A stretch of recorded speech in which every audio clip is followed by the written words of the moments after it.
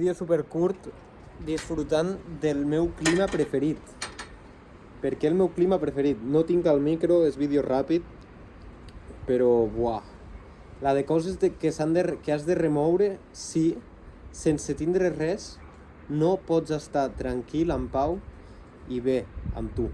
I és per això que un dia de vent és perfecte per prendre decisions i moure't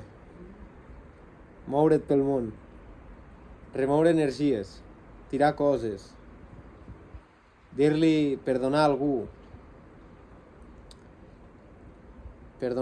molt important, dir-li algo a aquella persona que creus que li fa falta, dir-li bon dia, hòstia, fa molt que no parlem, donar-li atenció a qui més ho necessita, qui més creguis que necessita, o més aviat sigues més egoista, pensa en tu, si no estàs ben al lloc de treball, digue-li al jefe, o demana un augment de sou, és fàcil. Et recomano, si vas a demanar un augment de sou, a mi em va ajudar el no acceptes un no por respuesta del Mario López Mindset. Però aquest contingut ve molt de treballa i prioritza l'acció abans que la teva pau mental. I m'he donat compte de que jo funciono millor amb pau mental perquè des de la pau mental puc fer el que m'agrada sense cap esforç, que seria contingut, encara que sigui curt. Jo no tenia ni pensat fer un vídeo, passa que com que em sento bé ho faig. Llavors el que em centraré a partir d'ara serà en sentir-me bé i en la pau mental, perquè indirectament faré més de tot el que m'agrada.